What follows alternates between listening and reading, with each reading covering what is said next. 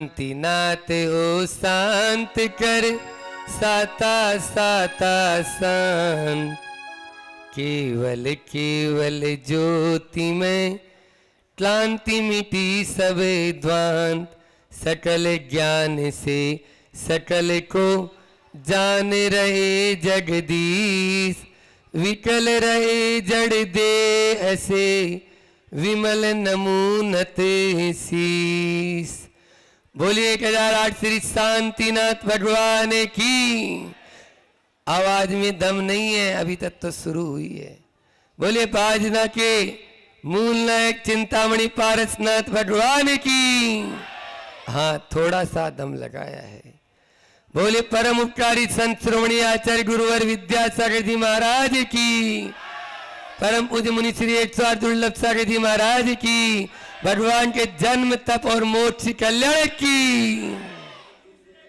एक बार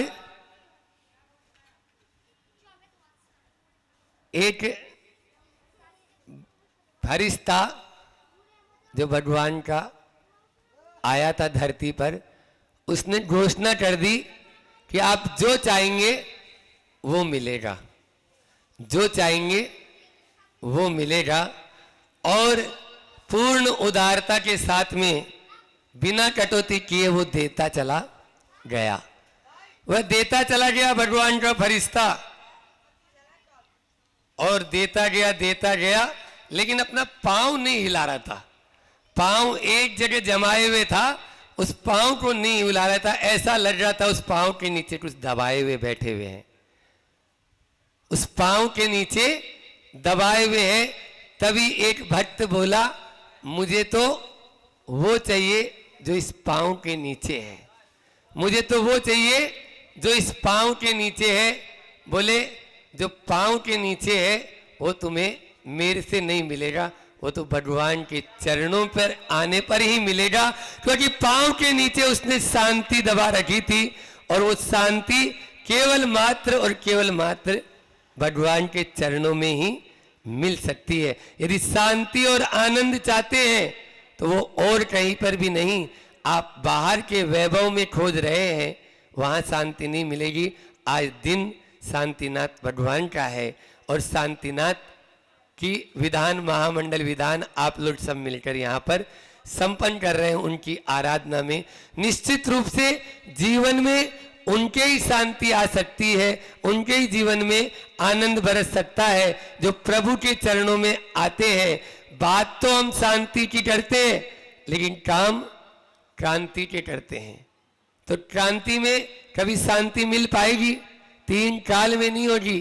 फिर तो क्रांतिकारी बन जाएंगे, भले ही आगे फिर आप और कुछ लगा लो, ठीक है ना। तो क्रांतिकारी नहीं बनना है, हमें शांतिकारी बनना है। हमारे शांतिनाथ भगवान ने यही उपदेश दिया है। वे स्वयं रूप में सबसे ज्यादा वे धनी थे, वो कामदेव थे। रूप के सबसे ज्यादा धनी कामदेव थे। वैभव के सबसे ज्यादा धनी इस पृथ्वी के चक्रवर्ती थे। हाँ, ऐसा नहीं 1100 की बोली लेने में सोचेंगे। कौन थे? चक्रवर्ती थे। एक राई के दाने के बराबर भी नहीं है अपने पास में, आप लोगों के पास में। समझ में आ रहा है? और धर्म के धनी नहीं, धर्म को अपनाने वाले थे। धर्म के तीर्थ के प्रवर्तक थे, जो तीर्थंकर थे। ऐसे रूप के, वैभव के और धर्म के, तीनों के कामदेव भी थे, चक्रवर्ती भी थे और तीर्थंकर भी थे। ऐसे प्रभु की आराधना करने का आज बाजना वालों को यहाँ पर सौभाग्य प्राप्त हो रहा है। न केवल बाजना वालों को, अपितु बाहर के लोग भी आकर उस आराधना में अपनी एक विनयांजलि प्रस्तुत कर रहे हैं। निश्चित रूप से वह खुशनसीब है। आज उन तीर्थंकर के एक नहीं 3 पद के धारी और 3 कल्याणक, जन्म भी, तप भी और मोक्ष भी। मैंने मंडी भामोरा में भी एक बार नहीं 2 बार कहा होगा, ज्यादा ही बार कहा होगा कि 24 में से 22 तीर्थंकरों के जिस दिन जन्म कल्याणक है, उसी दिन तम कल्याणक है। वो दो भी हुंडा और सरपणी काल का दोष बता सकते हैं हम तो, जैसे 5 बाल ब्रह्मचारी रहना, तीर्थंकर की बेटी होना, है ना, चक्रवर्ती का मान का भंग होना, ये सब हुंडा और सरपणी काल है। समझ में आ रहा है? तो ये हुंडा और सरपणी काल का दोष होता है। 24 के 24 तीर्थंकर का जिस दिन जन्म होता है उसी दिन उनका तप कल्याणक होता है। ये इस बात का प्रतीक है कि जन्म की सार्थकता तप करने में है, जन्म दिवस मनाने में नहीं। आप लोग जन्म दिवस मनाने में लग जाते हो, केक काटने में लग जाते हो और मोमबत्ती बुझाने में लग जाते हो। ये भारतीय परंपरा नहीं है। हमारे यहाँ तो मन मुदित हो जाए, कल मूठ माटी में आया था, हाँ इसी का कवर चढ़ाया हुआ चल रहा है अभी तो वह मूठ माटी कि उसमें मन मुदित हो जाए, उस माटी का भी मन मुदित हो जाता है। ऐसा मोदक बांटो, केक मत काटो। हमारी भारतीय परंपरा केक काटने की नहीं, यहां पर तो काटना शब्द भी हम बुरा मानते हैं। समझ में आ रहा है?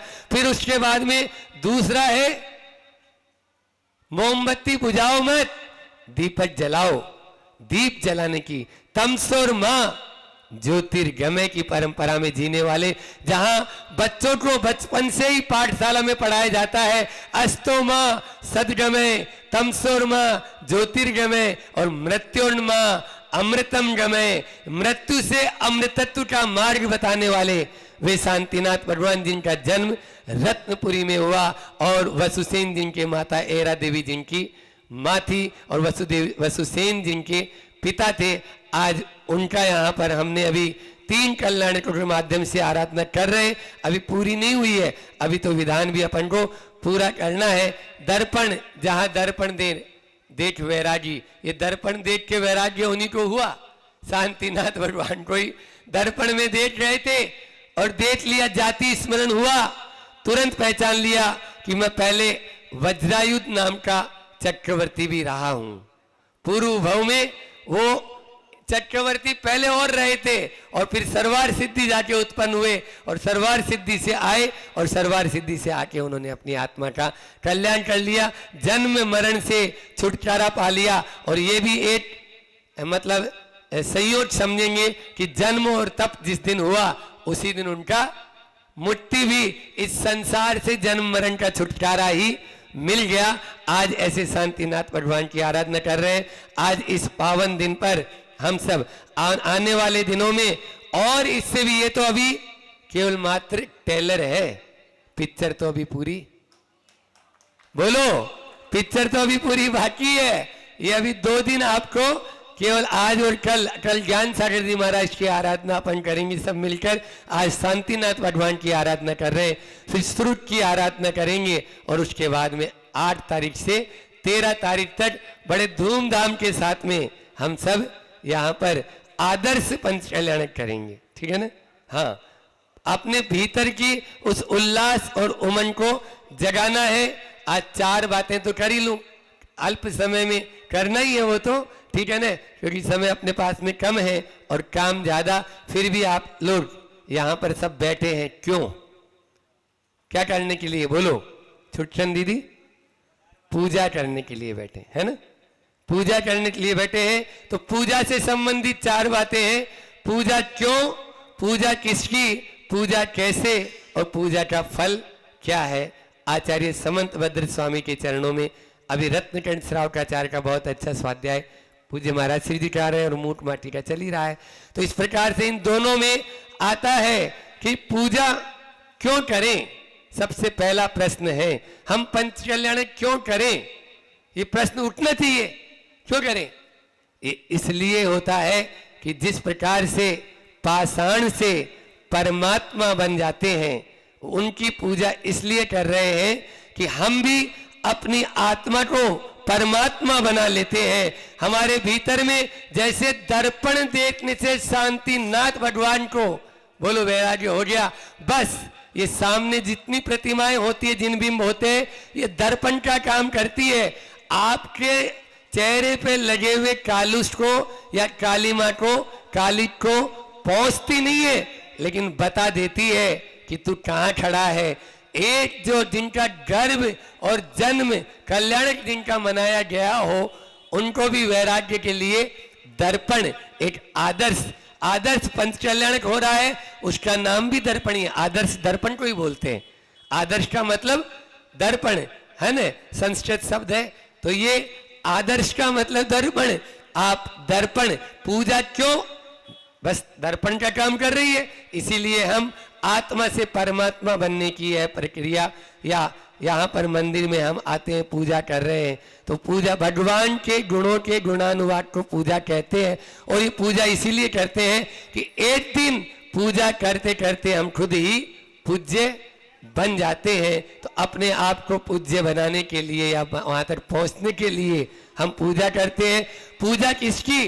वीतरागता की। बचपन से पाठशाला में पढ़ाया जाता है, जो वीतरागी हो, जो हितोपदेशी हो और जो सर्वज्ञ हो, वे ही हमारे देव हैं। ऐसे देव की ही हम आराधना करते हैं। अन्य देवी देवताओं की आराधना का कोई प्रयोजन हमें नहीं है। क्योंकि पूजा क्यों करते हैं? अरे भैया, आप शांति के लिए कर रहे हो, तो शांति किसके पास में है? जिसने सब कुछ छोड़ दिया, जिसने बटोर लिया, उसके पास शांति मिलेगी। जो रागी द्वेषी है तो उसके पास शांति मिलेगी। वो स्वयं अशांत है, आपको क्या शांत करेगा? इसलिए शांतिनाथ भगवान के चरणों में ही आपको शांति की प्राप्ति हो सकती है, अन्यत्र कहीं नहीं। तो पूजा किसकी? शांतिनाथ भगवान की। हाँ महाराज, सही बता दिया। अब 23 हमारे पूज्य नहीं, जो वीतरागी है, हितोपदेशी है और सर्वज्ञ है, उनकी, जो 18-200 से रहित है, उनकी पूजा करते हैं। पूजा कैसे करें?